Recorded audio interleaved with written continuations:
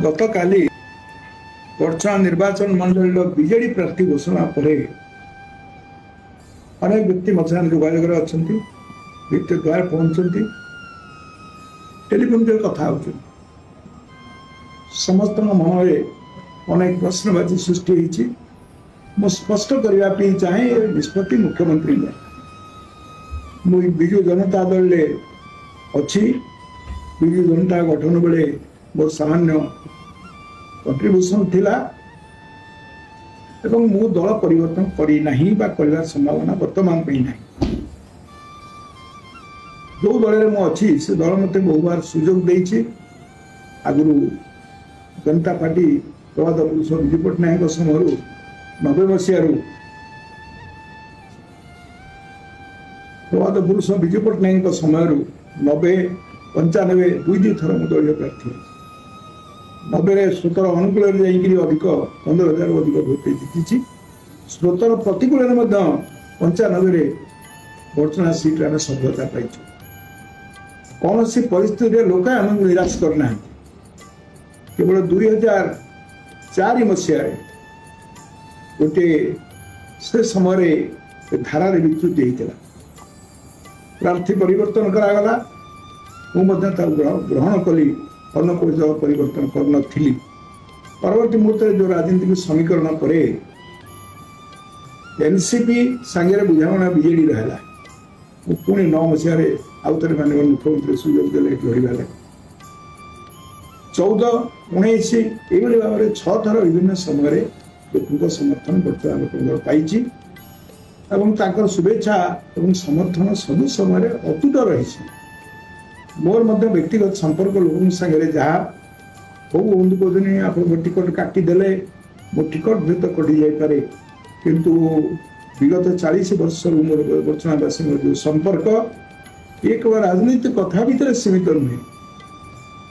ये संपर्क एक भावात्मक संपर्क पारिवारिक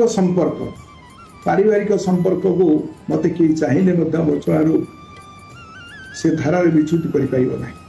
सी कटब ना मु लोक निरंतर सेवा देछि आगामी दिन में प्रतिनिधि थाए न थाए सेवा दबारे कौन उणा करी ना वर्चुआ लोक मत एभली भाव में अकुंठ स्नेह समर्थन देइचंती अन्य निर्वाचन मंडल के तार क्वचित एभली देखा जाए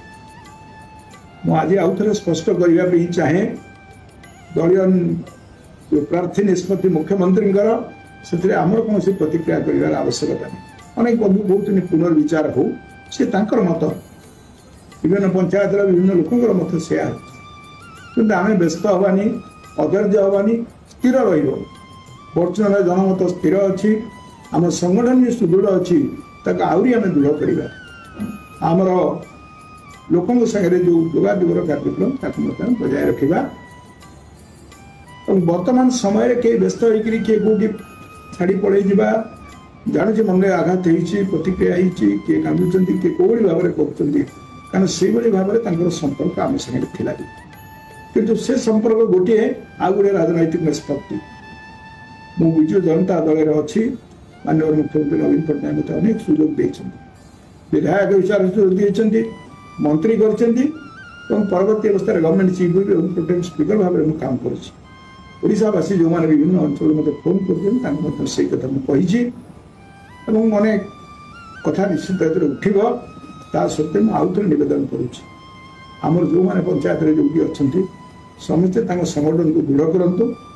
निजे बसी करूँ व्यक्तिगत भाव में कौन निष्पत्ति न नियंतु सामूहिक निष्पत्ति को अपेक्षा करूँ एवं वर्चना लोकंर जहाँ भावावेग ताकू मुझे हृदयंगम कर भावावेग प्रतिफलन होती लोक मत विश्वास और भरोसा रही लोके आम कथा ग्रहण करेंगे स्थिर होकर रे गोटे परिस्थिति को सामना करने शक्ति संग्रह करें आम विश्वास अच्छी प्रभु महाविनायक आम विश्वास अच्छे माँ चंडी सर्वोपरि जगन्नाथ विश्वास अच्छे प्रभु जहाँ इच्छा से ही कार्यकारी करवा।